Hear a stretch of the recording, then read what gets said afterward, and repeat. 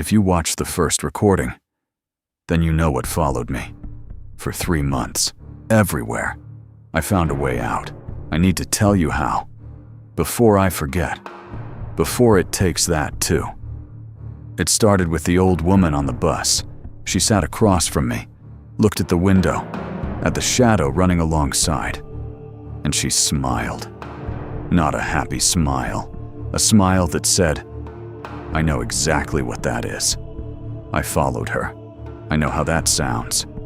But when you've been running for 3 months, you follow anyone who isn't afraid. Her name was Ruth. She was 79. She had a small apartment that smelled like candles and something older. She didn't ask how I found her. She said, I've been expecting someone like you for a long time. She told me about it. Not what it is. She said nobody knows what it is, but she knew what it wants. It doesn't want to kill you. It wants to be seen, completely, by someone who can bear it. And most people cannot bear it. She gave me one instruction, just one. Go back to the house, stand in that corner, and look at it. Don't run, don't speak, just look, until it looks away first. I told her that was insane. She said, yes, but you're still here, which means it chose you for a reason. I went back on a Tuesday, daytime. It didn't matter. The house was the same. The fence, the dead trees, the door that opened without a sound. The shoe was gone. I went up to the second floor. The corner was empty. I stood there for 11 minutes.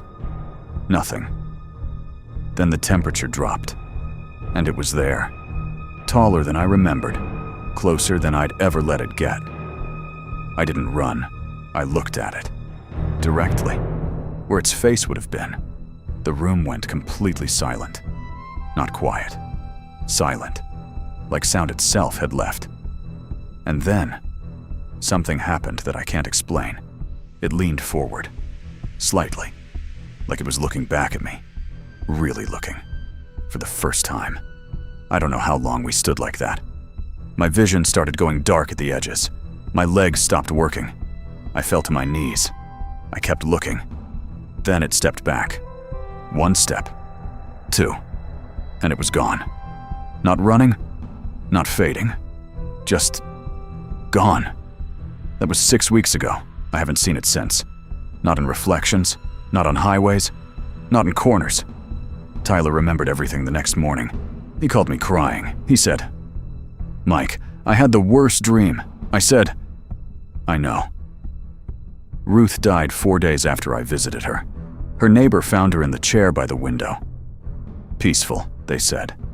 But the window was open, in the middle of winter. And there was a smell in the room, almost like flowers. So I'm free, that's what I tell myself. But here's the thing I can't stop thinking about. When it looked at me, really looked, in that moment, I understood something. It wasn't following me. It was waiting for me to be ready. Ready for what? I still don't know. And sometimes at 3 a.m., I wake up, and the room feels warm, and I think, what if it didn't leave? What if it just went inside? I don't have an answer. I'm not sure I want one. My name is Michael. I'm 28 years old. I won. I think.